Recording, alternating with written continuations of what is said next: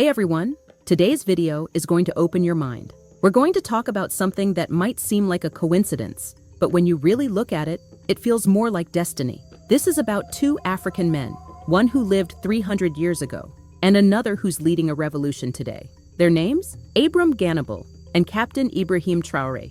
And when you hear how their stories connect, across time, across countries, and across empires, you'll see why this moment in African history is so important. So let's start at the beginning. Who was Abram Ganabal? Abram Ganabal was born around 1696 in Central Africa. Most historians say it was in what is now Cameroon.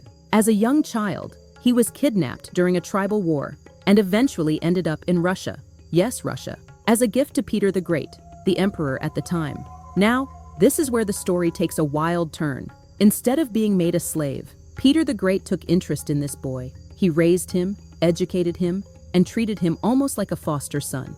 Ganabal was sent to France to study mathematics, engineering, and military science. He returned to Russia and became a top military officer, a chief engineer, and even a governor. Eventually, he was made a nobleman and had children with Russian aristocrats. He built forts, designed canals, translated textbooks. This was a black African child who became one of the most brilliant minds in European history. He was respected by royalty and became the great-grandfather of Alexander Pushkin, the father of Russian literature. That's right, the most famous Russian writer has African blood, and that came from Abram Ganabal. Despite how incredible his life was, most people, including most Africans, have never heard of Ganabal. Why? Because his story breaks the stereotype. It shows that African people, even 300 years ago, had intelligence, leadership, talent, and power. Colonial powers didn't want that narrative out. They preferred to show Africa as backward, tribal, and dependent, not as a place of greatness or global influence. So Ganabal's story got buried, until now, because what's happening today looks very familiar to what happened then. Fast forward to 2022, in Burkina Faso, a small country in West Africa, the country is struggling. Terrorist groups are attacking villages, the economy is suffering, and the government is seen as weak, too tied to France, the former colonial power. Then, something unexpected happens. A young military officer named Captain Ibrahim Traoré steps in. He leads a coup, takes control, and becomes the world's youngest president. At first, many people are skeptical. Another soldier taking power? What's new?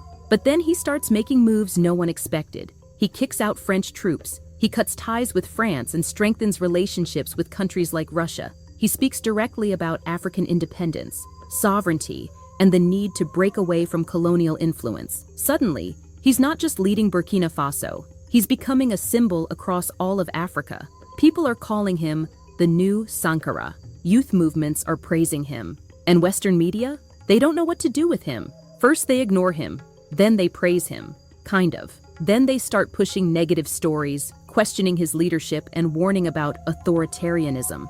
Sound familiar? Now here's where things get interesting.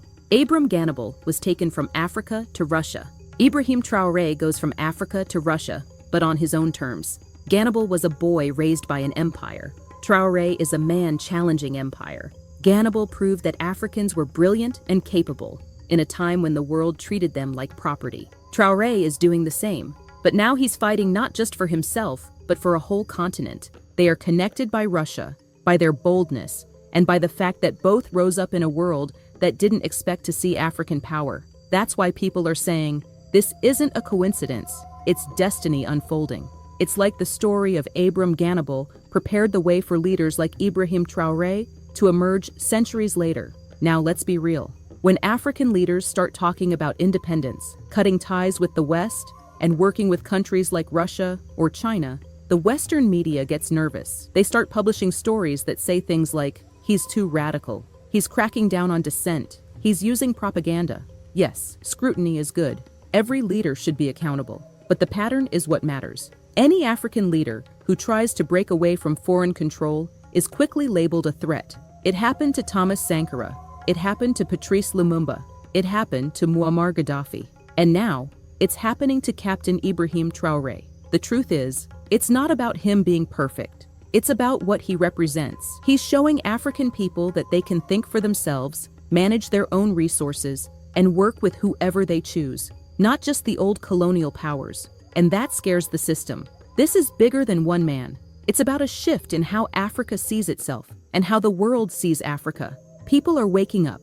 They're questioning history. They're demanding control over their gold, oil, and land. They're pushing back against media narratives. And they're building unity across borders.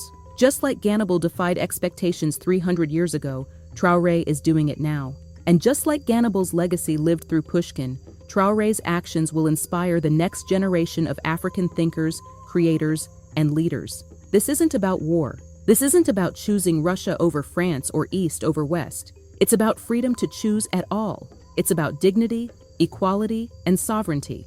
And it's happening now. So, what does this mean for you, the viewer? Here's what you can do. Learn your history. Know the names: Abram Ganabal, Ibrahim Traoré, Thomas Sankara, Patrice Lumumba. Question the media. Don't accept every headline at face value. Support African voices. Share stories that empower, not just those that scare. Believe in the future. Africa is not behind. Africa is rising. When you understand that this moment has been 300 years in the making, you start to realize this is not about coincidence. This is about timing. This is about truth. This is about transformation. Remember their names. Abram Ganabal, the African genius who helped build Russia's foundation. Captain Ibrahim Traoré, the African leader building a new vision for Africa's future. One was taken to Russia as a child. The other walked into Russia as a president. This is not a repeat. This is a reversal. This is Africa stepping into its power, not as a victim, not as a follower, but as a global force. So if anyone asks you what this moment means, tell them this. Africa has always had greatness. Now it's claiming it, loudly. This is not a coincidence. This is destiny.